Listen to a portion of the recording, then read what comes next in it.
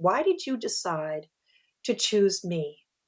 Because sometimes we ask after the entire engagement, right? Sometimes we don't ask at all, or we do a survey at the end. But there's something special. I call it a golden nugget. There's something special about that moment when they say yes, you want to ask why.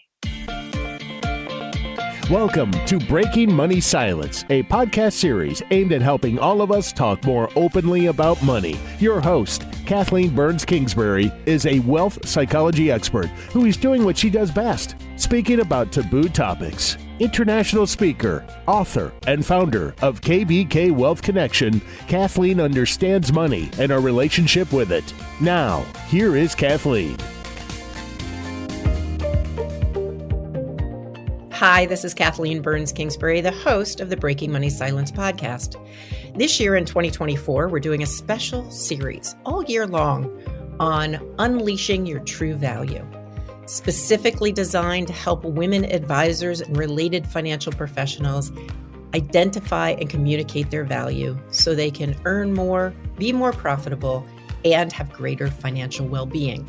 We're going to have guests from the financial services industry, coaches, consultants, people who can give you a different perspective and offer different tactics for unleashing your true value so you can feel better about making sales, feel better about earning more, and ultimately we can close the gender wage gap in the wealth management industry.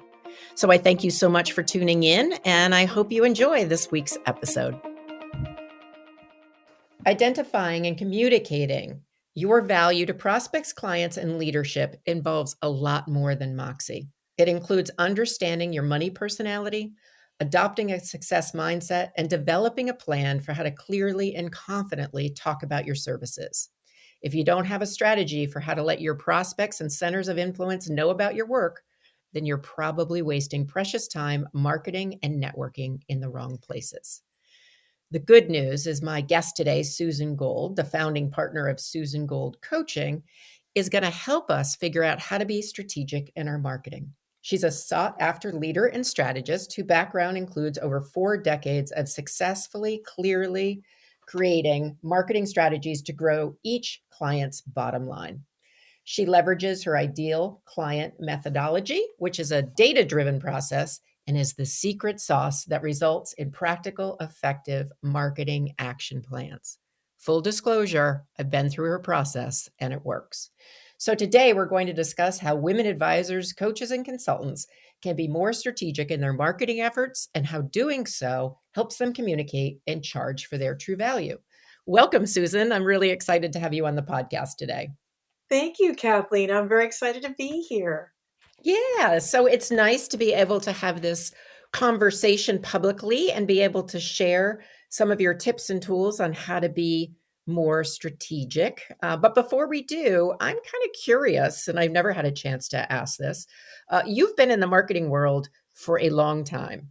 So why did you decide at this point in your career to focus on coaching and helping professionals develop strategic written marketing plans? Well, isn't that an interesting question? It's been four decades of marketing in all different kinds of roles, traditional ad agencies, big corporate jobs and mid-sized companies. And then around 2010, I wanted to work on my own. I was tired of the job search aggravation, when a company decided marketing just wasn't the priority. And then all of a sudden budgets disappear and your job disappears. So I started as a consultant in 2010. I wanted to be in charge of my own destiny, right? That's such a great concept to have, but in reality, it's really challenging. And I had never worked for myself before then. And so, before COVID, I was doing pure consulting, both strategic planning and execution.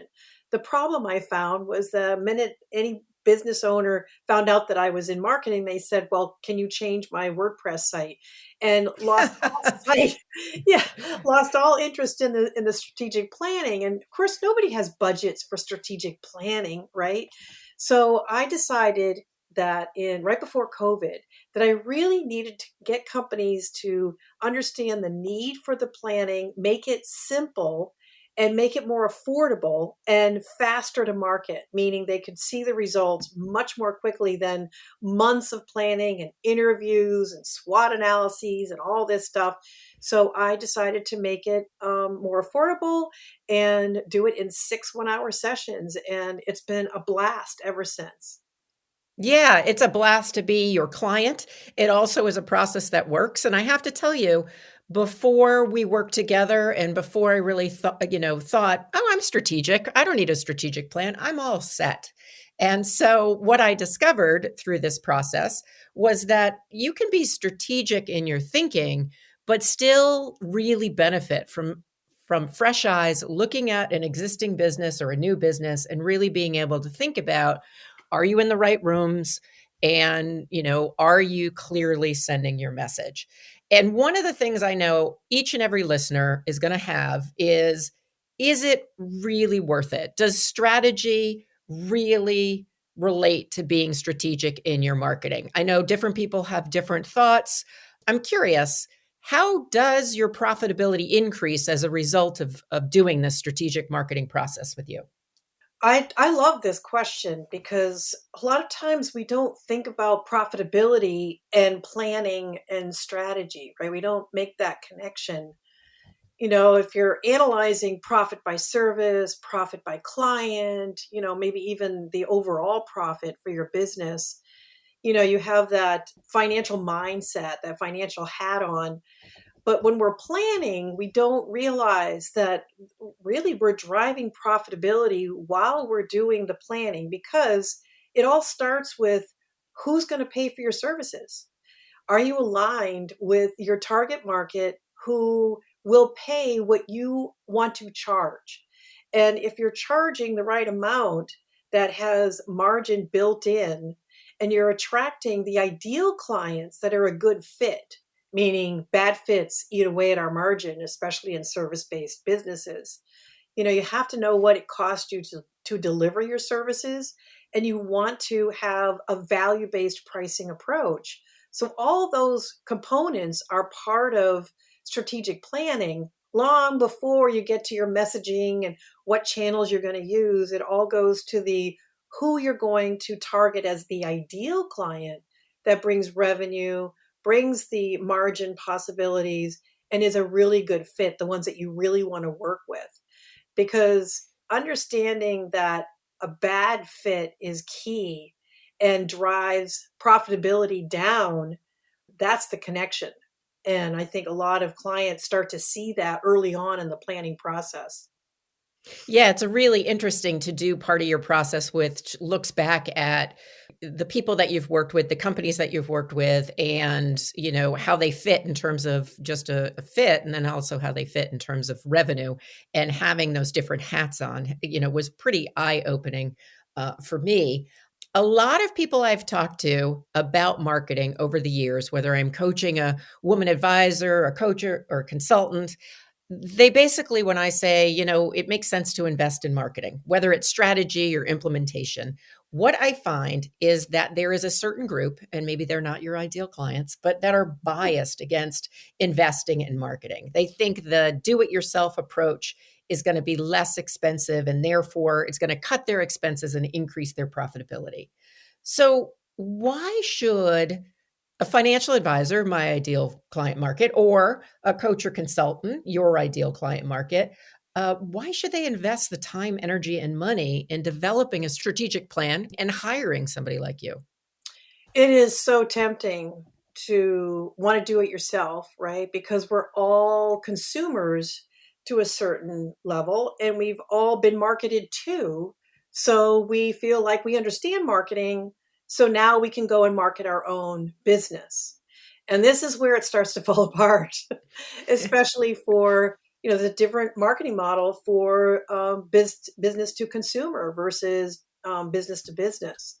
And I think, the real answer to your question is it's the same reason that a marketing professional shouldn't do their own financial planning and investing in budgeting, right? There's two reasons for that.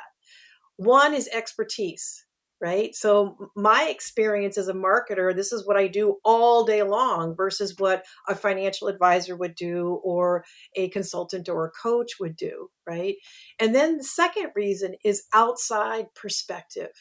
So even if I work with marketing agencies, so you would think that marketing agencies can do their own strategy, their own positioning, their own messaging, and understanding which channels that this is what they do for their clients, right? Well, not always. And even if they do, having someone else look at their company in their competitive marketplace from the outside, just like their buying decision makers are going to, there's a lot of value in that. And you relate more, you engage more when you have that outside perspective than trying to build it inside. So, but on the other hand, hiring someone doesn't mean it's going to be done well, right? There's so many providers out there, just like there are many financial advisors. There are many consultants and coaches in subspecialties. So there's no guarantee it's going to be done well. And that's the challenge. A lot of people have been burnt, especially in the world of marketing. They've spent a lot of money, they have no results. They invested in one channel and not others. They followed the advice that they were given and it didn't work. So it's really hard to know who really understands how to guide them and who has the right experience. And, referrals and word of mouth to send you to the marketer that I know, or in your case, the financial advisor that I know, it doesn't always work out just because someone refers you. It might have been right for them, it may not be right for that company. So it's very challenging, and it's very hard to be a business owner of all sizes and think about what should I be doing and what should I not waste my time, money, and effort on in marketing. And it's challenging. That's one of the main reasons I dedicate my work on the strategy part, because there are lots of ways to execute. But if we don't get the strategy right, then we're spending a lot of time, money, and effort to get the message out, and we might not be heard. Well, it is very interesting because, I've been pretty open about this on my LinkedIn newsletter and some of my social media. But I got to a point in my business where I had been going and successfully, running this business for 16, 17, 18 years. And I just all of a sudden, everything became so confused in my head. I knew I wanted to do something different. Wasn't dramatically different, but I just felt like I wanted to shift. I do that every couple of years to keep innovation and freshness in the work that I'm doing and meet the needs of my clients. And going in through that process and being so ambivalent, it was very interesting. I couldn't have done it without you, because one of the things I really liked about this was it was thinking about where you've been in the past, but also where you want to go in the future. And really sitting with what I tell my clients all the time, which is kind of funny. I tell them you have to niche, you have to be clear, you've got to really communicate to your ideal client. But then when you sit down and you try to do it for yourself, especially with almost 20 years of history, it got really confusing in my head. So that process really helped me figure out, where do I want to be? How do I want to move forward? And I think one of the things that I didn't realize as much prior to doing a strategic marketing plan was how much it really does help you communicate your value. So what do you see with your clients around, once they complete this process, how they're able to stand in their value, talk about their value, and maybe close more sales, which obviously I'm interested in helping financial advisors do. But I'm curious what you see.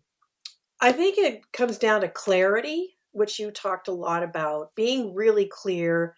The niche word is kind of scary for a lot of people because they feel like, well, if I go too small in the market I'm going to go after, then I might get limited in the number of clients, or I'll run out of the market, or I'll leave money on the table, and the opposite actually happens. The more specialized you become, and it can be a broad specialty like professional services versus just consultants, right?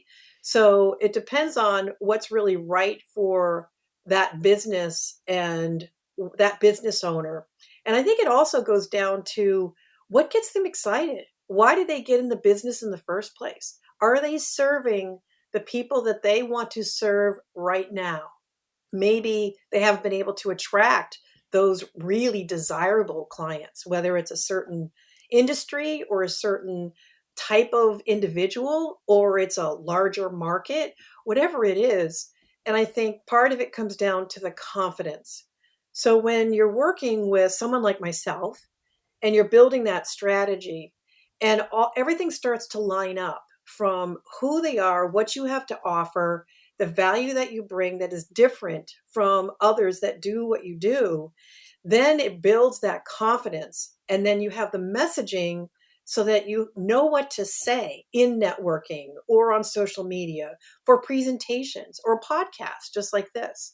So that clarity and confidence, I think, are the two pieces that and knowing no, and the clarity on where you're going to get your messages out so that you're not feeling like you have to do it all, but you're going to invest in the right channels that are going to accomplish the right objective. A lot of times we think, well, social media, I'll just post on LinkedIn and I'll get clients. And it doesn't quite work that way. There is no silver bullet. And so we have to have the right levers to push and to pull at the right time without making yourself crazy because you can waste time going to market. You can lose money that doesn't return in gathering new clients. And it's a frightening game sometimes if you don't have a plan. Absolutely, absolutely. So we are with Susan Gold of Susan Gold Coaching. We are talking about the connection between a written strategy plan and identifying, communicating, and selling your value. And we'll be back in just a moment. Feeling exhausted from the constant struggle to communicate your true value? Are you battling the fear and uncertainty that often accompany building a service-based business? If so, the Unleash Your True Value private coaching program could be the solution you've been searching for. Designed by Kathleen Burns Kingsbury, wealth psychology expert and money mindset coach for the ambitious woman poised to elevate her business to new heights. Find out if the program is right for you. Simply email kbk@kbkwealthconnection.com now to set up a free consultation. We are having a great conversation with Susan Gold of Susan Gold Coaching. We are talking about how strategy sells. She's a market strategist who takes people through a process that is proprietary to her company. And we are talking about, why it makes sense to invest in strategy and how that helps you have clarity and confidence to stand in your value. So, Susan, I don't want you to give away your secret sauce because I would never ask somebody with intellectual property to do that. But is there a way in which you can talk about what makes your process different than maybe hiring a different person to do strategy? Sure. I find a lot of marketers or agencies or marketing consultants often use avatars or templates to figure out who are the targeted clients. And they build those by asking the client, so who's your best client? And this assumes that they actually know. A lot of times the company either thinks they know, sometimes they realize they don't know. And what I'm really talking about is understanding at a data level your client mix and which ones bring in high revenue, which ones bring in profitability, because we know that we can have one without the other, and which ones are a good fit. We typically remember our best clients and we remember our worst clients, right? But most clients fall somewhere in between. So understanding those, as I call them, rankings, how you would rank each individual client on revenue, profitability, as well as fit factors, however that's defined for the company, then you start to see who rises to the top. Doesn't necessarily mean that's who you want more of, just worked with a client that decided that some of the clients that were in the very, very top, huge revenue, big profitability, nice people, but not what she wanted to do going forward. Sometimes we look at aspirational clients that can behave that way, that are likely to be high in profitability and high revenue and really great fits. But it's really a data driven process that makes my work stand out. And most of the time, clients say in the very first session after doing this analysis, that they say, "Wow, I would have never done this if you didn't make me do it, Susan. And I've learned so much, and we've only just started." So that's a very exciting way to start your strategic planning. I'm laughing because I can remember that. And also, I know that homework assignment is really, really useful and a little daunting, but totally worth it. It was something that, if somebody works with Susan, they'll understand what we're talking about. But there is a process that you go and you look back in a way that we just typically don't do, especially if you are a professional services person who is running a small or solo shop. You just don't tend to have that structure. And like any good coach, Susan has great accountability and check in and helps you kind of get over the bumps. So I know you have worked with a lot of different coaches and consultants and firms. You talk about different sizes. But when you think about maybe a client that might resemble a financial services professional, that could also be somebody who's a lawyer or a coach with a thriving practice. What do you see as the biggest mistake your clients typically make when it comes to marketing, just in general? I think the biggest mistake, there's a couple that rise to the top. The first one is stop thinking about the business so much and put your ideal client target, put that hat on or those pair of glasses, if you will, and get inside their mind. Most professionals really understand their markets well. They know what their pain points are. They know what they're struggling with. They know what they complain about. That's the beginning of having a perspective that meets the prospect where they're at. And when you speak to what you have to bring to the table, the impact that you have and the value that you bring that's different from others, and you do that from that outside perspective, outside of your company meeting, and that you're meeting the mind of your decision maker where they're at. They think, I'm struggling with this, I need help with this. We need to help them and engage at that point. Now, all the wonderful trust and credibility elements of your business, how long you've been doing it, your credentials, all that stuff is really important down the road, a little further in the sales process. But to initially engage, it's really all about that prospect, where their head's at, and what we can do to help them without going into detail on our process or lots of detail about anything. It's really about the impact that we can have and the value, the end value, whether it's saving them time and money, and how we do that differently is really what will get their attention.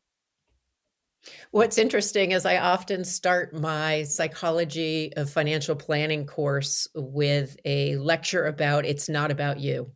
And one of the things financial advisors, and I think all professionals need to learn, is that when we're thinking about what our clients need, and you're talking about, the impact and the end value we provide, that we really have to get into their head, sit in their shoes, and really take their perspective.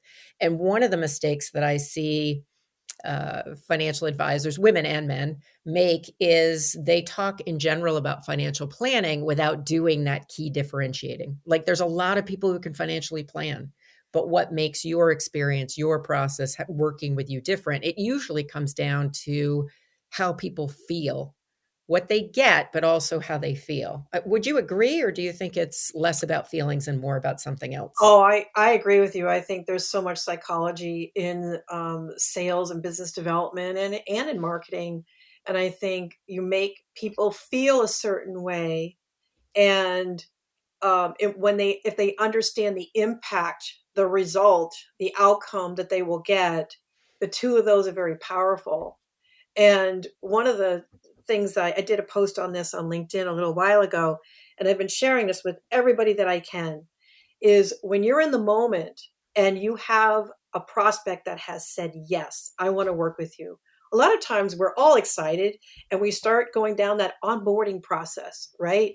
We talk about how, if there's a payment that needs to be made, how are they going to make that, and how we're going to kick off, what we're going to do to get started. Maybe there's a contract, et cetera. We leap right into that process. And that is the perfect moment right then to say, I am so excited to be working with you. I'd like to take just a moment and ask you why, in your words, why did you decide to choose me?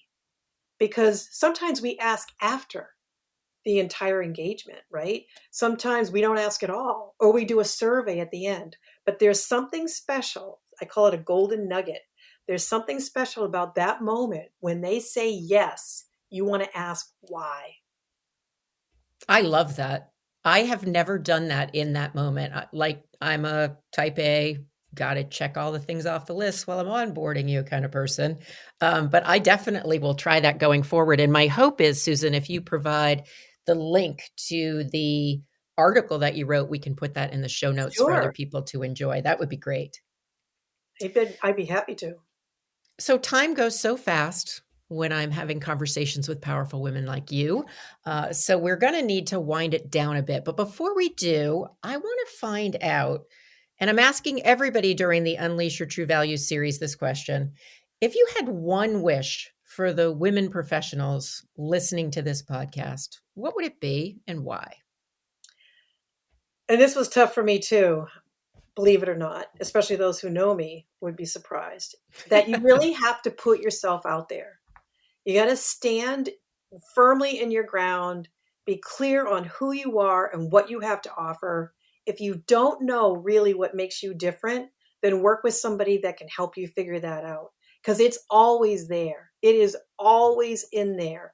And you might not see it in yourself, but having an outside professional help you dig that out and frame that for everything that you do, it will make all the difference in everything, from pricing to the service, how you productize what you do, your ideal clients, your delivery, everything, your energy, everything.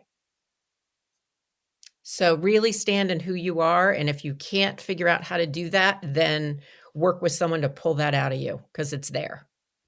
Exactly. Excellent. So I know you have a special offer for our listeners. I want you to tell them a little bit about that. That's in addition to the link that we're going to share. And also tell us where people can find out more about your work and have a conversation with you in case they decide, yeah, I need that strategic marketing that Susan Gold is offering. Well, thank you for the opportunity to share this with your listeners. You can find most everything on susangoldcoaching.com. And on the first page, if you scroll down, you will see a PDF that you can download for free. And it's a very high level approach to what we've talked about. And it mimics a bit of my process. Of course, you don't have this Susan Gold secret sauce, but you can do a lot of this work on your own. And at least it can get you started analyzing your customer base, aligning those messages, and then looking at the right channels to be seen and heard in the right places. So check that out.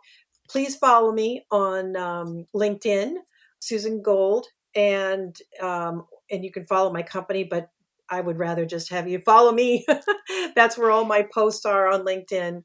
And I'll provide a link for that particular post that we talked about. That is great. Susan, I love breaking money silence with people, talking about how they can unleash their value. And it's been such a wonderful experience to be able to learn a little bit more about you and how you approach marketing strategy. And I know each and every one of our listeners benefited. So thank you so much for your time and expertise. Thank you so much, Kathleen. Thank you for listening to Breaking Money Silence, hosted by Kathleen Burns Kingsbury, a wealth psychology expert, author, and founder of KBK Wealth Connection. If you like what you heard today, be sure to subscribe on iTunes or your favorite podcast app and leave a review. Also, share this episode with your friends and family. It is a great way to get the conversation started. For more money talk tips and information, or to hire Kathleen to speak at your next event, go to www.breakingmoneysilence.com.